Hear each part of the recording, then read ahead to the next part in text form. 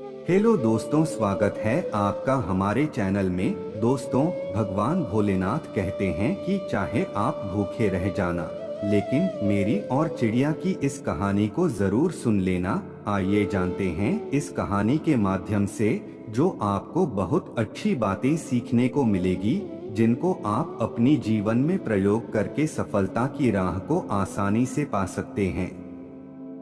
यह कहानियां बेहद ही रोचक और मनोरंजन भरी है, जिसे पढ़कर और सुनकर आपको बहुत ही पसंद आएगी। दोस्तों, एक गांव में हरिया नाम का एक बहेलिया रहता था। वह गांव में जाल बिछाकर चिड़िया, कबूतर, तोता और अन्य पक्षियों को पकड़ता था, फिर उन्हें पिंजरे में बंद करके रख लेता और गांव के बाजार में बेच देता था।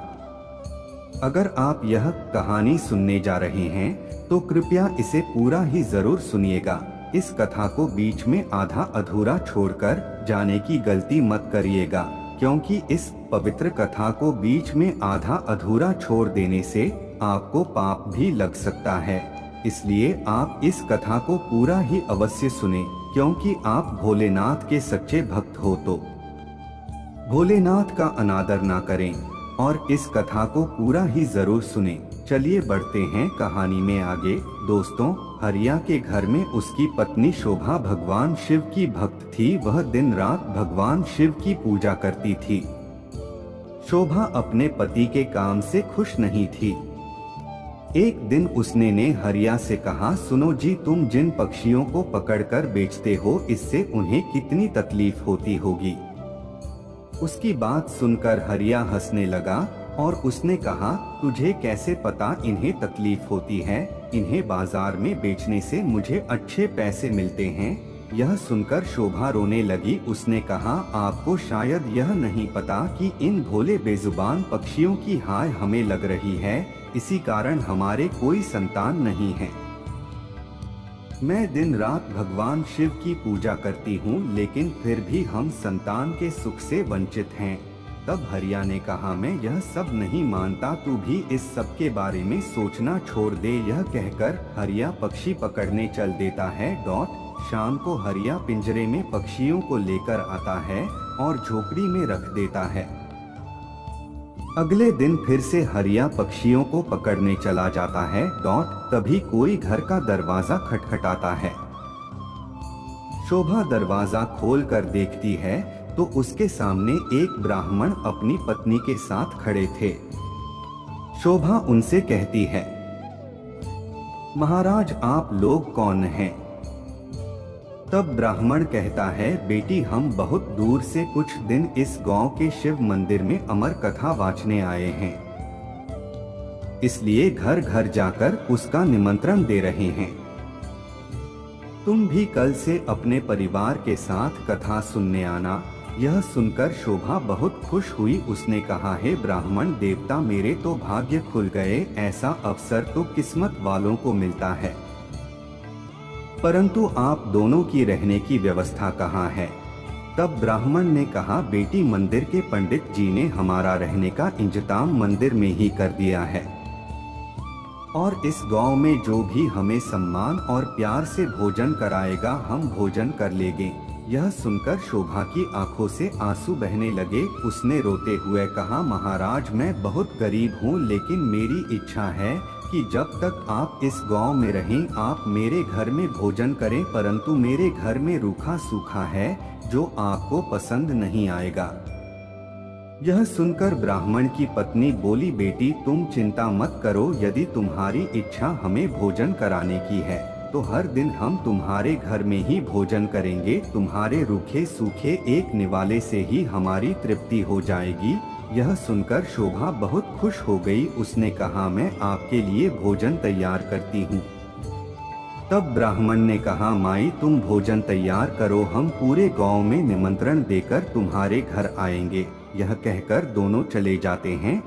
शोभा भोजन तैयार करती है। कुछ समय बीत जाने के बाद दोनों पति पत्नी शोभा के घर भोजन करने आ जाते हैं।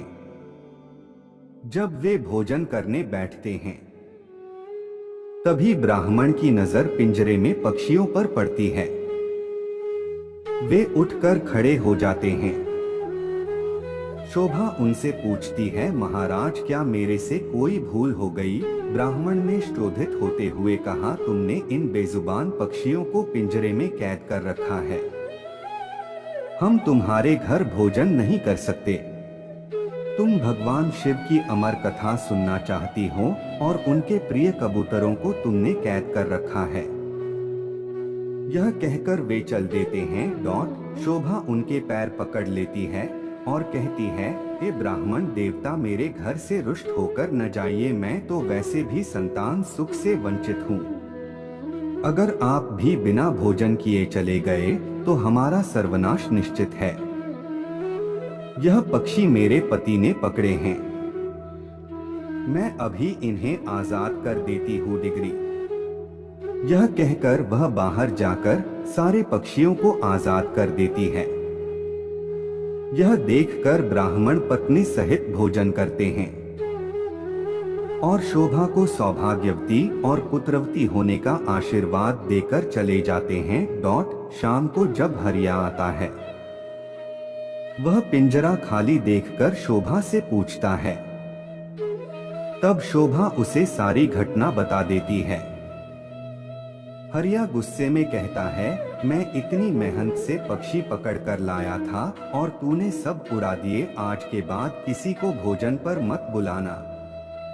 तब शोभा कहती है, मैंने तो उन दोनों को 7 दिन का न्योता दे दिया है, अब मैं पीछे नहीं हट सकती है। उन्होंने मुझे सौभाग्यवती और पुत्रवती होने का आशीर्वाद दिया है। अमर कथा वाचने वाले सच्चे ब्राह्मण का आशीर्वाद कभी बेकार नहीं जाता। अगर उन्हें भोजन नहीं कराया और उन्होंने गुस्से में श्राप दे दिया तो हमारा सर्वनाश हो जाएगा। आप केवल 7 दिन तक पक्षियों को मत पकड़ना, बाद में जो चाहे करना। हरिया को हार कर उसकी बात माननी पड़ी। वह बेमन से 7 दिन घर पर ही रहने लगा। हर दिन ब्राह्मण और उनकी पत्नी भोजन करने आते। उनके आने से पहले हरिया घर से चला जाता, उसे यह सब पसंद नहीं था। शाम के समय शोभा कथा सुनने जाती। वह हरिया से भी चलने को कहती, लेकिन हरिया मना कर देता था। इसी तरह 6 दिन बीत गए। रात को शोभा ने हरिया से कहा, आपने मेरे कहने से 6 दिन पक्षियों को नहीं पकड़ा, बस आप मेरी एक बात और मान लीजिए। हरिया ने कहा, क्या बात है? वैसे भी मैं केवल कल ही घर पर रुकूंगा, परसों से अपने काम पर जाऊंगा। तब शोभा ने कहा, कल अमर कथा समाप्त हो जाएगी, मैं चाहती हूँ आप कल मेरे साथ मंदिर में कथा सुनने चलें और वहाँ से वापस आने के बाद ब्राह्मण और उनकी पत्नी को अंतिम बार भोजन कराकर उनसे आशीर्वाद लें। क्या पता उनके आशीर्वाद से हमें संतान का सुख मिल जाए। हरिया उसकी बात सुनकर अगले दिन कथा सुनने चल देता है। मंदिर में कथा सुनते सुनते हरिया की आंखों से आंसू बहने लगते हैं। शोभा के पूछने पर वह कहता है, भगवान शिव ने जिन कबूतरों को अमरता का आशीर्वाद दिया, मैंने जीवन भर उन्हें बेचकर अपना जीवन नरक बना लिया। कथा समाप्त होने पर वे दोनों घर आ गए। हरिया का मन निर्मल हो गया था। उसने शोभा से कहा, मैं आज से ही यह काम छोड़ दूंगा और मेहनत मजदूरी करूंगा।